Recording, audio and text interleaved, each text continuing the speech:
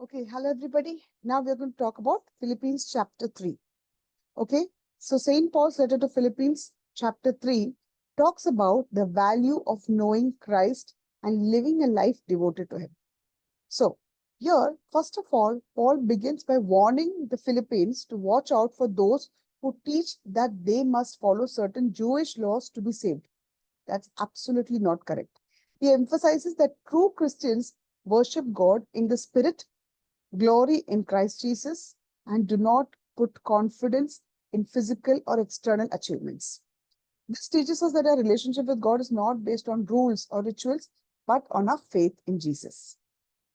Then St. Paul shares his own experience, stating that he used to boast in his achievements and religious credentials, but now he considers them as worthless compared to the knowing of Christ he has. He counts everything as loss for the sake of knowing Christ, gaining righteousness through faith in him, and striving to attain the resurrection from the dead. This passage teaches us that a true value and purpose comes from our relationship with Jesus, not from our personal achievements or status. Paul talks about his determination to keep pressing on towards the goal of knowing Christ fully and achieving the resurrection. He admits that he hasn't yet reached perfection but continues to move forward, forgetting what is behind and straining towards what is ahead. This teaches us the importance of perseverance in our spiritual journey too and focusing on our ultimate goal in Christ. Paul encourages the Philippines to follow his example and the example of others who live as true believers. He contrasts this with those whose focus is on earthly things, whose end is destruction. He reminds that their citizenship is in heaven and that Jesus will transform their lowly bodies to be like his glorious body. Isn't it beautiful? This highlights that our true home and identity is where it is in heaven, and we should live with that perspective.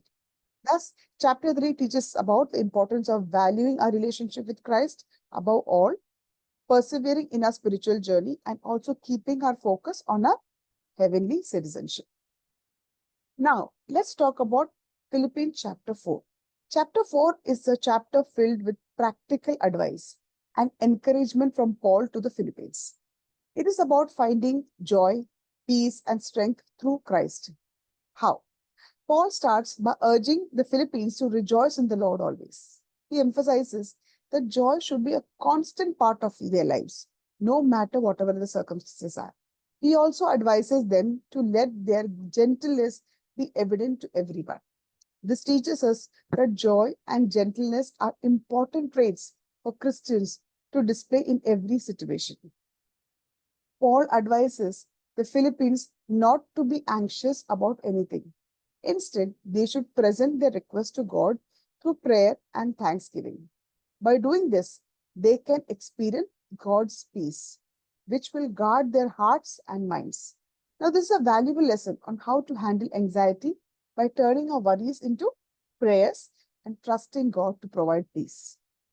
Paul also encourages the Philippines to focus on whatever is true, noble, right, pure, lovely, and admirable. He says that if they think about these things and practice what they have learned from him, they will surely experience peace and God's presence in their lives. This teaches us to concentrate on the positive and virtuous things which can help us grow spiritually. Paul also shares that he has learned to be content in any situation, whether in plenty or in need. He explains that he can do all things through Christ who gives him strength. This demonstrates the importance of finding happiness and contentment, strength through Christ. Paul also thanks the Philippians for their generosity and support.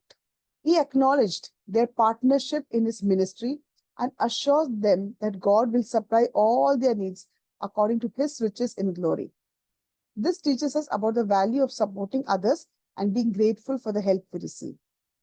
Paul also concludes with a personal greeting to the believers and a blessing of grace. He reminds them that God's grace is with them all. This highlights the importance of maintaining fellowship with fellow believers. Now, chapter 4 thus provides a practical advice on living a joyful and peaceful Christian life. It also teaches us to rejoice, trust God during our anxiety, focus on positive thoughts, and find happiness and contentment through Christ and appreciate everybody generously. So with this, we complete the entire portion of Kerygma. I have completed the chapters from John, the chapters from the book of Isaiah, and also letter of St. Paul to Philippians. If you have missed any of the videos, please refer to the link below. You can go to my YouTube channel and watch all the videos so that you're doing an amazing preparation for the Kerygma. All the best. Do it.